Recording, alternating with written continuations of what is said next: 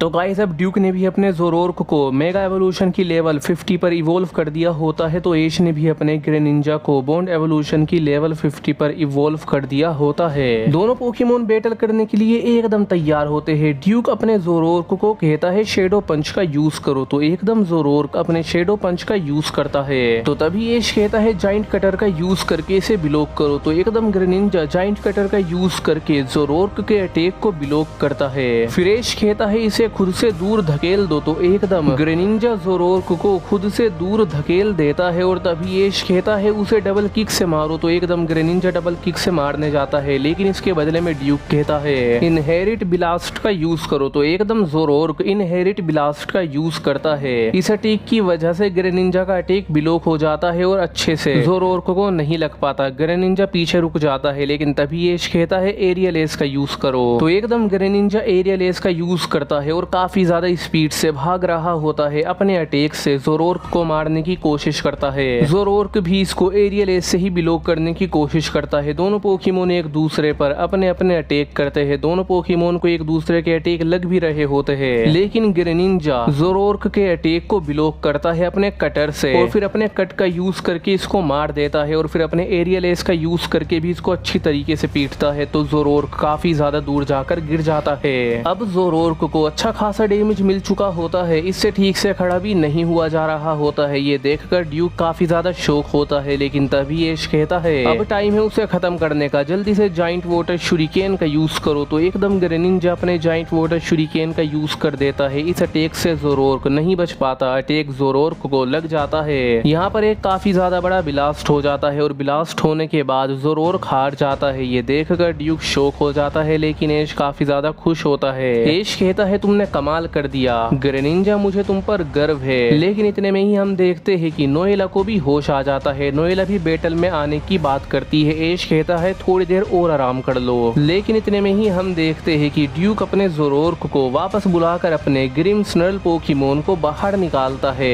ये भी एक फाइटिंग टाइप और डार्क टाइप पोकेमोन होता है, लेकिन इस टाइम तक ग्रेनिंजा की जो बॉन्ड एवोल्यूशन की पावर होती है, इस लेवल की पावर होती है, वो डिक्रीज हो जाती है, और ग्रेनिंजा वापस अपने बॉन्ड इवोल्व फॉर्म में आ जाता है। अब इसके पास कोई भी लेवल नहीं है। ये देखकर एश भी थोड़ा घबरा जाता है, क्योंकि अब बैटल करने में दिक्कत आएगी। एश देखता है कि उसका ग्रेनिंजा थका हुआ लग रहा है, तो एश पूछता है ग्रेनिंजा क्या तुम बैटल कर पाओगे, तो ग्रेनिंजा इशारे में हाँ कहता है। लेकिन इतनी ही देर में हम देखते हैं कि ग्रिमस्नर्ल पोकेमोन अपने स्नर्ल अटैक का यूज करता है। इस अटैक को देखकर एश कहता है तुम वाटर शुरिकेन करो। ग्रेनिंजा भी वाटर शुरिकेन कर देता है। दोनों पोकेमोन के अटैक टकराकर ब्लॉक हो जाते हैं, लेकिन अब ग्रिमस्नर्ल की स्पीड काफी ज्यादा होती है ग्रेनिंजा के मुकाबले में, क्योंकि वो पहले से थका हुआ है। और इसी स्पीड का फायदा उठाते हुए ग्रिमस्नर्ल पोकेमोन अपने डार्क पंच का यूज करके ग्रेनिंजा को मार देता है। ग्रेनिंजा दूर जाकर गिर जाता है और डैमेज ले लेता है। बट एश कहता है हार मत मानना, तो ग्रेनिंजा हार नहीं मानता। वो खड़ा होता है, लेकिन काफी ज्यादा मुश्किलों से। लेकिन ये देखकर ड्यूक को गुस्सा आ जाता है। ड्यूक अपने ग्रिमस्नर्ल पोकेमोन को जायगेंटा मैक्स कर देता है। ये जायगेंटा मैक्स है, ना कि एवोल्यूशन की लेवल। और फिर ड्यूक कहता है अब उसे खत्म कर दो, अपनी डार्क बीम का यूज करो, तो एकदम ग्रिमस्नर्ल पोकेमोन अपनी डार्क बीम का यूज करके ग्रेनिंजा को डिफीट कर देता है। ये देखकर एश शौक हो जाता है, बट एश अपने ग्रेनिंजा को वापस बुलाकर कहता है तुमने कमाल कर दिया, तुम काफी अच्छे से लड़े, चलो अब थोड़ी देर आराम कर लो। ये कहने के बाद एश अपने पिकाचू को आगे भेजता है बैटल करने के लिए। तभी नोएला भी आगे आ जाती है और कहती है अब मैं तुम्हारी मदद करूंगी। ये देखकर ड्यूक कहता है ये तो गलत बात है, एक के खिलाफ दो लड़ोगे, तो एश कहता है रुक जाओ नोएला, कोई बात नहीं, मैं बैटल करता हूँ। अब क्योंकि यहाँ पर फेयर बैटल करनी होती है, तो नोएला भी रुक जाती है। एश अपने पिकाचू को भी जायगेंटा मैक्स कर देता है। एश कहता है आयरन टेल करो, पिकाचू आयरन टेल करता है, जो कि एक जायगेंटा मैक्स आयरन टेल होती है। इस आयरन टेल से ग्रिमस्नर्ल पोकेमोन को डैमेज बहुत मिलता है, लेकिन फिर ये अपने शेडो बॉल कर देता है। पिकाचू अपना थंडर बोल्ट कर देता है, अटैक ब्लॉक हो जाते हैं। बट अगले ही पल ग्रिमस्नर्ल पोकेमोन अपनी पार्टिंग शूट अटैक का यूज करता है। इससे पिकाचू को डैमेज मिलता है, बट पिकाचू भी अगले ही पर अपना थंडर बोल्ट कर देता है, जो कि जी मैक्स होता है।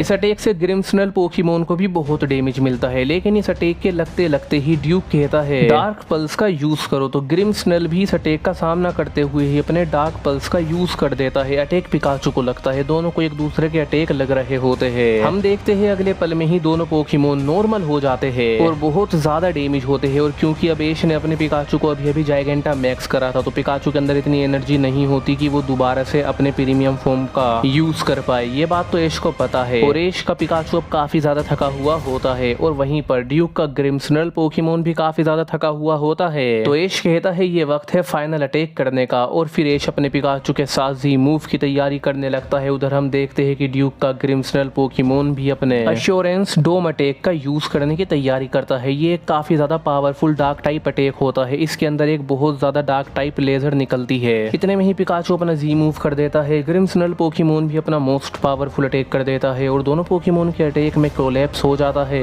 ये अटैक बहुत ज्यादा पावरफुल होता है। दोनों पोकेमोन के अटैक आगे जाने की कोशिश कर रहे होते हैं। दोनों पोकेमोन अपनी पूरी कोशिश करते हैं। दोनों पोकेमोन को एक दूसरे के अटैक लगते हैं, जिसके बाद यहाँ पर एक काफी ज्यादा बड़ा ब्लास्ट हो जाता है। ब्लास्ट के बाद हम देखते हैं कि ग्रिम्सनल पोकेमोन भी फेंट हो चुका है। ऐश का पिकाचू भी फेंट हो चुका है। ये देखकर दोनों साइड के ट्रेनर शॉक हो जाते हैं। नोएला कहती है दोनों पोकेमोन हार गए, मैंने ऐसी उम्मीद नहीं करी थी। लेकिन इस पर ऐश कहता है, ड्यूक से कहता है, तुमने अपने पोकेमोन को काफी ज्यादा अच्छी ट्रेनिंग दे रखी है, मुझे मानना पड़ेगा। मैंने इतना ज्यादा स्ट्रॉन्ग ग्रिम्सनल आज तक भी नहीं देखा। तो तभी फिर ड्यूक भी कहता है, और हाँ, तुमने भी अपने पिकाचू को काफी ज्यादा अच्छी ट्रेनिंग दे रखी है। मैंने अपनी लाइफ में इतना ज्यादा स्ट्रॉन्ग पिकाचू नहीं देखा, जबकि वो इतना ज्यादा छोटा पोकेमोन है। ये बात करने के बाद दोनों ट्रेनर अपने अपने पोकेमोन को वापस बुला लेते हैं। इसके बाद दोनों ट्रेनर अपने फाइनल पोकेमोन को निकालने पर मजबूर होते हैं। ड्यूक अपने यवलटाल पोकेमोन को निकालता है और यहाँ से गेम बहुत ज्यादा बदलने की पॉसिबिलिटीज है। अब यवलटाल पोकेमोन को देखकर ऐश भी अपने रेकुआजा को निकालता है। उसके बाद इन दोनों पोकेमोन में भी बैटल शुरू होती है। लेकिन इन दोनों पोकेमोन की बैटल, क्योंकि एक लेजेंडरी बैटल होती है, तो ये बैटल काफी ज्यादा ब्रूटल हो जाती है। क्योंकि यवलटाल पोकेमोन तो जाना ही जाता है अपनी डिस्ट्रक्शन के लिए और रेकुआजा भी जाना जाता है अपनी रेज ऑफ डिस्ट्रक्शन के लिए। ऐश कहता है जल्दी से मेगा इवोल्व हो जाओ। तो फिर रेकुआजा मेगा इवोल्व हो जाता है। लेकिन यवलटाल पोकेमोन इतना पावरफुल है कि यवलटाल रेकुआजा को अभी भी पूरी तरीके से डोमिनेट कर रहा होता है और इसको अपनी हाइपर बीम से काफी ज्यादा डैमेज कर देता है। फिर रेकुआजा अपनी एक पावरफुल रेज ऑफ बीम का यूज करता है। इस अटैक को देखकर ड्यूक कहता है उसे खत्म करो। ये देखकर ड्यूक कहता है यवलटाल तुम भी अपनी ओब्लिवियन बीम अटैक का यूज करो। तो फिर यवलटाल भी अपनी ओब्लिवियन बीम अटैक का यूज करता है। ये वही अटैक है जिस अटैक की वजह से सब लोग स्टोन के स्टेचूज में बदल जाते हैं। दोनों पोकेमोन के अटैक टकरा जाते हैं और काफी पावरफुल होते हैं। यहाँ पर एक काफी ज्यादा बड़ा ब्लास्ट भी होता है। दोनों पोकेमोन के अटैक भी लॉक हो जाते हैं। उसके बाद इन दोनों पोकेमोन की ये बैटल काफी ज्यादा ब्रूटल हो जाती है। दोनों पोकेमोन एक दूसरे का खून खराबा करने लगते हैं। यवलटाल भी अपनी पावर में इतना ज्यादा खो जाता है कि इसको इसकी बॉडी पर कंट्रोल ही नहीं रहता, नहीं इसके माइंड पर कंट्रोल रहता है। ड्यूक अपने कमांड्स दे रहा होता है लेकिन यवलटाल इसकी बात ही नहीं सुनता और इस बैटल में रेकुआजा भी इतना ज्यादा आगे निकल जाता है कि ये भी ऐश के कमांड्स को नहीं मानता है। ऐश कहता कुछ है और रेकुआजा करता कुछ है। ये सब देखकर ऐश भी हैरान रह जाता है। ड्यूक भी परेशान हो जाता है। नोएला कहती है ये क्या हो रहा है। अब ये बैटल दिखने में कोई नॉर्मल पोकेमोन की बैटल नहीं लग रही, ये तो खुले आम दोनों पोकेमोन एक दूसरे की जान लेने पर तुले हुए हैं। अगर तुम लोगों ने अभी भी इनको वापस नहीं बुलाया तो काफी ज्यादा देर हो जाएगी और कोई ना कोई पोकेमोन अपनी जान से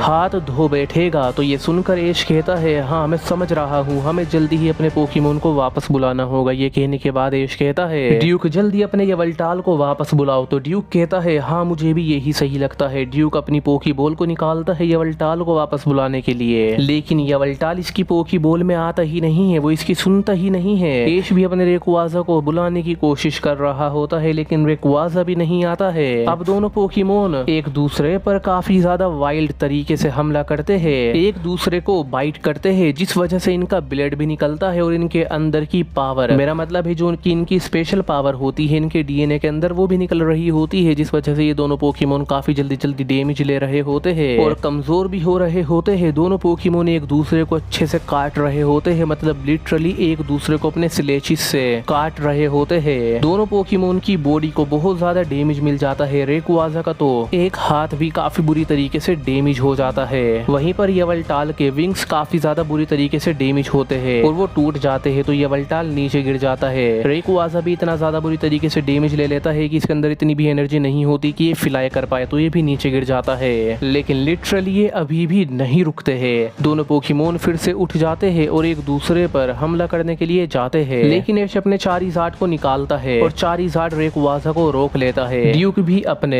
ब्लास्टोइस को निकालता है और ब्लास्टोइस के यवलटाल को को रोकता है। ये दोनों पोकेमोन इतने ज्यादा डैमेज होते हैं कि बेहोश हो जाते हैं। फिर एश भी और ड्यूक भी अपने अपने पोकेमोन को रिटर्न बुला लेते हैं। ड्यूक को ये बैटल करके काफी ज्यादा मुसीबतों का सामना करना पड़ा, तो ड्यूक कहता है मैं तुमसे इसका हिसाब लूंगा, और ये कहकर ड्यूक यहाँ से अपने डंजन से नहीं जाता, बस यहाँ से चला जाता है बुक को ढूंढने के लिए। फिर एश भी अपने पोकेमोन को बुलाकर उस बुक को ढूंढने के लिए नोएला के साथ निकल जाता है। बट दूसरी तरफ हम देखते हैं अलान को। यहाँ पर अलान भी काफी ज्यादा मुसीबत में होता है, क्योंकि यहाँ पर ये एक बहुत ज्यादा strong ice type Pokemon master से बैटल कर रहा होता है।